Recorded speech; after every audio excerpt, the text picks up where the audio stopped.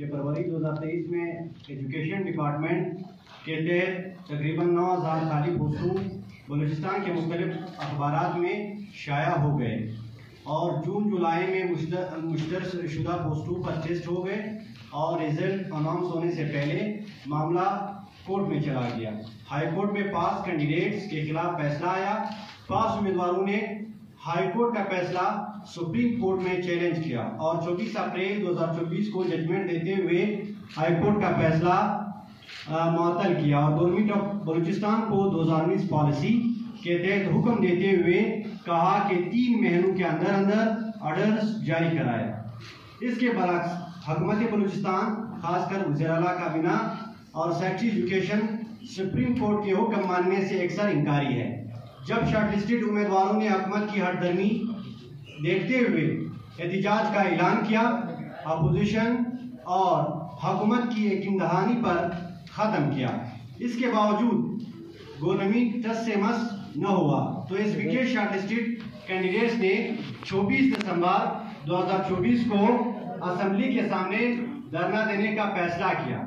जो आप सबके इल्म में है कि धरना शाम तक जारी रहा।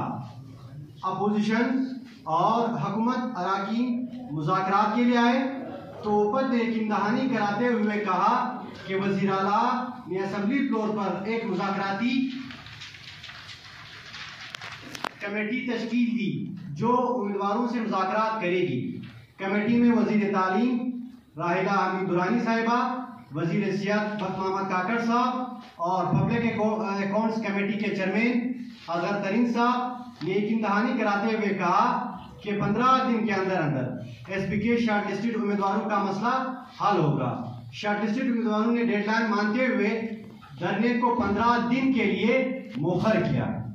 मोअज़्ज़ज़ साफ़ी हज़रात, मीडिया की तवज्जुह से हम गवर्नमेंट ऑफ बलूचिस्तान को ये बताना चाहते हैं कि अगर 15 दिन में ये मसला हल न हो सका, हम असेंबली के सामने एहतिजाजी कैंप लगा देंगे और साथ साथ बलूचिस्तान के सारे कौमी शहराए क्वेटा, चमनशोक, क्वेटा, कराची समेत तमाम कौमी शहराए बंद कर देंगे। इसके अलावा सुप्रीम कोर्ट में भी इन तमाम जिम्मेदारों के खिलाफ तवीन अदालत का केस दर्ज करेंगे। गवर्नमेंट जानबूझ करके शॉर्टलिस्टेड उम्मीदवारों को एहतिजाज पर मजबूर करते हैं। अगर गवर्नमेंट ने ये मामला संजीदा नहीं लिया तो हर नुकसान का जिम्मेदार मौजूदा हुकूमत होगा। सबसे पहले आपके भी में बार बार हम आपको भी सहमत दे चुके हैं। यहाँ पे हमारे जेनवन सादा मुतालबा, पहला मुतालबा ये है कि 2019 पॉलिसी सुप्रीम कोर्ट के फैसले और इसके बाद हाई कोर्ट के फैसले के मुताबिक हमें मुस्तकिल ऑर्डर्स जारी किया जाए।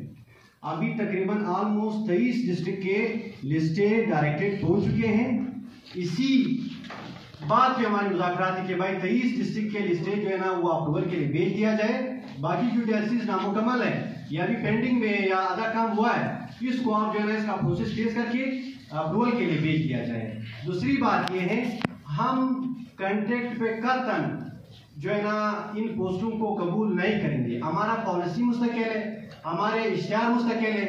हम पॉलिसी और इश्तिहार के मुताबिक अपने जो तैनाती जो ऑर्डर्स हैं वो लेकर रहेंगे। इससे हम बिल्कुल पीछे नहीं हटेंगे।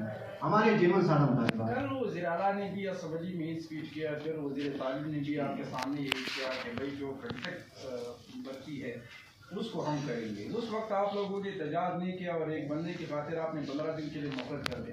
कह रहे सर ना हुआ, फिर क्या हुआ? सर एक चीज़ मैं बताना चाहता हूँ, 2 पॉलिसीज हैं। हमारा जो पोस्ट है वो 2023 फरवरी में शाये हुए 2019 पॉलिसी के मुताबिक ये कंटेक्ट का पॉलिसी। अभी जो रिसेंटली 1 महीना पहले कमेटी बनी जो कंटेक्ट की पॉलिसी है 2024, इससे हमारा कोई ताल्लुक नहीं है।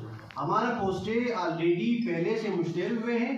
ऑलरेडी एक मुस्तकिल पॉलिसी और मुस्तकिल इश्तिहार के थे प्रोसेस जारी है।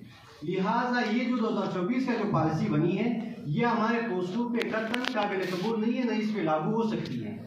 तो इससे हमारा कोई ताल्लुक नहीं है इस पॉलिसी से। हमारी वो अलग एक पॉलिसी के थ्रू भी है। अभी गवर्नमेंट की ये कोशिश है कि हमारे ये पोस्टें कंटेक्ट पे कर दें, लेकिन हमें बिल्कुल कबूल नहीं है। हमें मुस्तकिल आदत चाहिए।